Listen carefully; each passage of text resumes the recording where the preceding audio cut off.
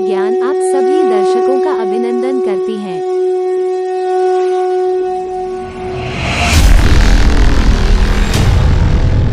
ओम श्री गणेशाय नमः। आज हम विश्वकर्मा भगवान की पूजा के दिन, तारीख, शुभ मुहूर्त, पूजा विधि एवं कथा के बारे में जानते हैं।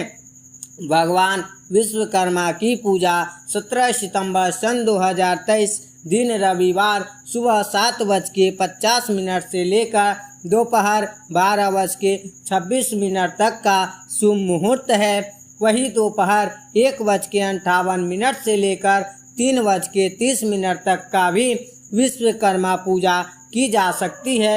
विश्वकृतंग अश्न व्यापारो वा यस्य स, अर्थात जिसकी असम्यक सृष्टि व्यापार है वही विश्वकर्मा है। प्राचीन काल में ब्रह्मा, विष्णु और महेश के साथ विश्वकर्मा की पूजा आराधना का प्रावधान हमारे ऋषियों मुनियों ने किए हैं। भगवान विश्वकर्मा को प्राचीन काल का सबसे पहला इंजीनियर माना जाता है। इस दिन औद्योगिक क्षेत्र से जुड़े औजारों की पूजा करने से कार्यों में कुशलता आती है, शिल्प कला का विकास होता है, कारोबारों में बढ़ोतरी होती है, साथ ही धन्य धान और सुख समृद्धि का भी आगमन होता है। आइए हम पूजा विधि के बारे में जानते हैं। विश्वकर्मा पूजा के दिन सुबह उठकर स्नान आदि कर पवित्र हो जाए, फिर पूजन स्थल की साफ करें। पूजन स्थल जमीन के संपर्क में होनी चाहिए एवं गंगा जल छिड़ककर पूजन स्थल को पवित्र करें। एक साफ चौकी लेकर उस पर पीले रंग का कपड़ा बिछाए।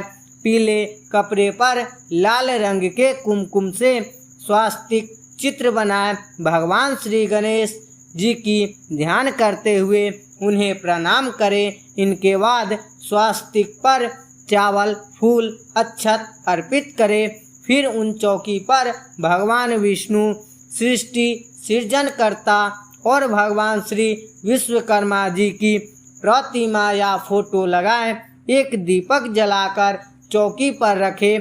भगवान विष्णु और ऋषि विश्वकर्मा जी के मस्तक पर तिलक लगाकर पूजा का शुभ आरंभ करें।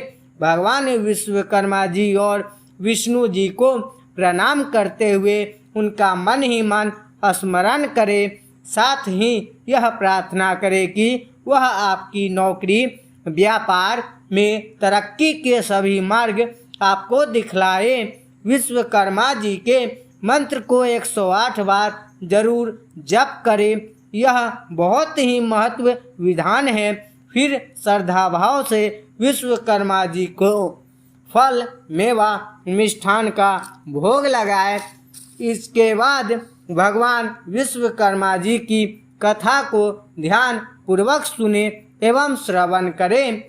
हमारे प्रिय दोस्तों, यदि आपने हमारे इस चैनल को अभी तक लाइक, सब्सक्राइब नहीं किए हैं तो जल्द कर लें। हम आप सभी के लिए आने वाले सभी व्रत त्योहार की जानकारी लेकर आते रहेंगे, जो सबसे पहले आपको मिलेंगे आने वाले पूर्णिमा दशहरा के 10 दिन की माता रानी की कथा आरती जल्दी ही आप सभी के बीच लेकर आ रहे हैं। अब हम कथा की ओर चलते हैं। पौराणिक कथाओं के अनुसार जब सृष्टि अपने प्रारंभ में थी तब भगवान विष्णु प्रकट हुए थे। वो क्षीर सागर में शेष शय्या पर थे। विष्णु जी की नाभि से कमल निकला था। इस कमल से ब्रह्मा जी, जिनके 3 मुख थे, प्रकट हुए थे। ब्रह्मा जी के पुत्र का नाम वासुदेव था। वासुदेव धर्म की वस्तु नामक स्त्री से जन्मे 7वें पुत्र थे। इनका पत्नी का नाम अंगिरसी था।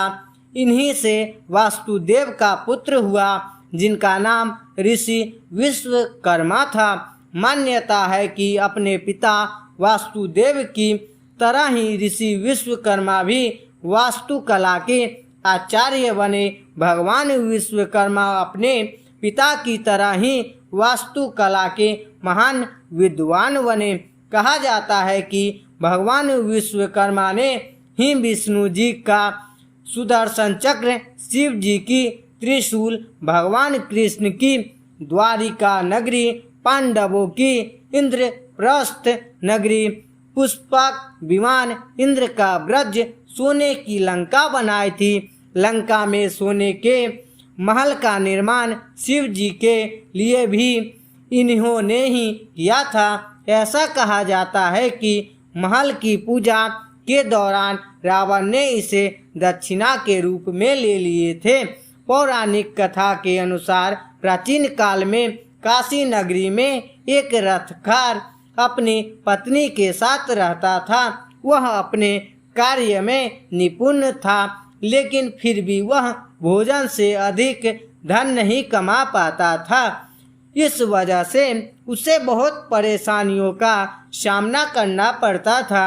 इतना ही नहीं, उनकी पत्नी पुत्र न होने की वजह से बहुत दुखी रहती थी। वह दोनों अक्सर पुत्र की प्राप्ति के लिए साधु के पास जाते थे, लेकिन उनकी इच्छा फिर भी पूरी नहीं हो पाती थी। एक दिन उनका एक पड़ोसी ब्राह्मण ने रथकार को कहा कि तुम दोनों भगवान विश्वकर्मा की पूजा करो, तुम्हारी हर इच्छा स्वयं पूरी होगी। अमावस्या तिथि को व्रत कर भगवान विश्वकर्मा का महत्व सुनो। अपने पड़ोसी के ऐसा कहने पर अगले अमावस्या को रथकार की पत्नी ने भगवान विश्वकर्मा की पूजा पूरी श्रद्धा से की। उसकी भक्ति को देखकर भगवान विश्वकर्मा बेहद प्रसन्न हुए और उन्होंने उसे पुत्र होने का वरदान दिया। भगवान विश्वकर्मा के आशीर्वाद से रथकार की पत्नी को एक बेहद खूबसूरत पुत्र हुआ। इसके बाद से दोनों सुखी जीवन व्यतीत करने लगे।